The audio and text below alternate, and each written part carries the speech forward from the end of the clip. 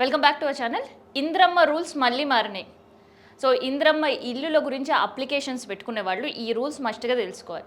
లేదంటే మీకు మంజూరైన ఇల్లు కూడా క్యాన్సిల్ చేసే పరిస్థితి ఉంటుంది అధికారులు. సో ఇంద్రమ్మ ఇల్లు కోసం చాలామంది ఎదురు చూస్తున్నారు. అండ్ దాంతోపాటు గవర్నమెంట్ కూడా దీన్ని చాలా సీరియస్గా తీసుకుంది. ఉగాదికి 1,00,000 ఇళ్ల గృహ ప్రవేశం ఒకేసారి చేసుకోవచ్చు అనే ప్రణాళికగా ఇల్లు కూడా కడుతుంది.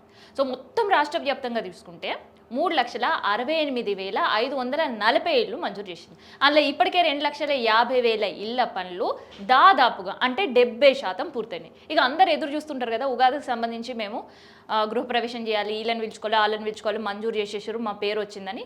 కానీ ఇప్పుడు ఇంకొక కొత్త రూల్ తీసుకొని వచ్చింది. అదేంటి తెలుసా? కారు ఉండే వాళ్ళకి ఇంద్రమ్మ ఇల్లు కట్.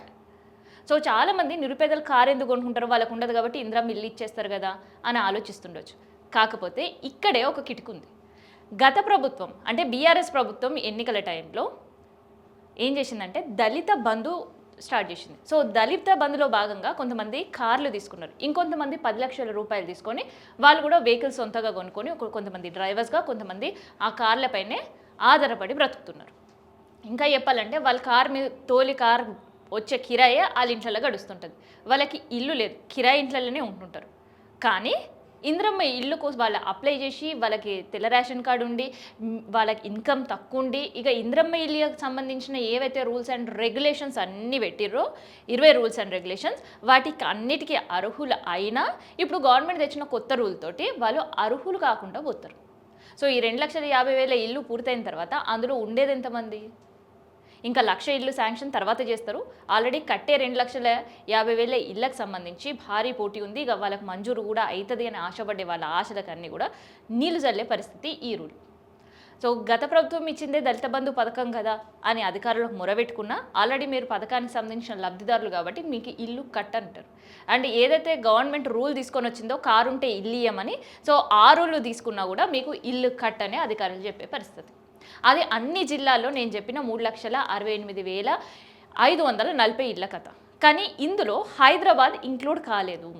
సో హైదరాబాద్ కథ వేరే. హైదరాబాద్కి సంబంధించి హైడ్రా కూల్చివేతల్లో భాగంగా ఇక చాలామందికి డబుల్ బెడ్రూమ్ ఇల్లు గతంలో మూసి పరివాహిక ప్రాంతం వాళ్ళకి ఇచ్చారు. మిగతా వాళ్ళకి ఇవ్వాలన్న ఆలోచన ఉంది, ఎందుకంటే మూసి సిందరీకరణ ప్రాజెక్ట్ అంతా కూడా కంటిన్యూ అవుతుంది కాబట్టి. సో ఇక్కడ మరి హైదరాబాద్లో ఉండే మల్కాజ్గిరికి సంబంధించి కావచ్చు, హైదరాబాద్కి సంబంధించి కావచ్చు, కుక్కట్పల్లి, కుత్బుల్లాపూర్, సో ఇలాంటి వాళ్ళందరూ కూడా ఎంతమంది అప్లికేషన్స్ పెట్టారు తెలుసా? అక్షరాల 12 లక్షల మంది ఇళ్ళ కోసం అప్లికేషన్లు పెట్టుకున్నారు. సో వాళ్ళకి సంబంధించినది కూడా ఉగాది తర్వాత ఫైనల్ లిస్ట్ తీసుకురాబోతుంది గవర్నమెంట్. సో అందులో 12 లక్షల్లో మినిమం 18,000 మందికి మేము డబుల్ బెడ్రూమ్, 23,000 మందికి ఇంద్రమ్మ ఇల్లును మీకు జాగా ఉంటే మేము కట్టిస్తాం అనే ఒక ప్రతిపాదన పెట్టింది. అయితే ఇప్పుడు ఇచ్చే 23,000 ఇంద్రమ్మ ఇళ్లలో కూడా ఇన్ కేస్ అక్కడ ఎవరైనా దళితులు ఉండి వాళ్ళు దళిత బంధు పొంది లేదంటే దళిత బంధు పథకం కింద కారు కొంటే వాళ్ళకు కూడా ఇంద్రమ్మ ఇల్లులు కట్. సో ఇది కేవలం ఇంద్రమ్మ ఇల్లుల వరకే ఉంటుందా, డబుల్ బెడ్రూమ్ వరకు కూడా వస్తుందా అని మిగతా డబుల్ బెడ్రూమ్కి అప్లై చేసుకున్న వాళ్ళు కూడా ఇవాళ టెన్షన్ పడుతున్న పరిస్థితి కనిపిస్తుంది. సో ఇల్లు గృహప్రవేశం ఇక వెళ్ళిపోతాం, మంజూరుకి మేము అన్నీ సిద్ధం చేసుకొని ఉన్నాం, మా అప్లికేషన్లో ప్రాసెస్ ఉంది, మేము ఏదైతే ఏజెంట్ని నమ్ముకున్నామో ఆయన ఇప్పిస్తానని మాట ఇచ్చిండ్రు, ఇట్లా అనుకున్న వాళ్ళందరూ కూడా ఇలా షాక్ గురైన పరిస్థితి. సో ఏజెంట్లు కూడా ఏం చేయలేరు, ఎందుకంటే గవర్నమెంట్ తెచ్చిన రూల్ అసొంటిది అనమాట.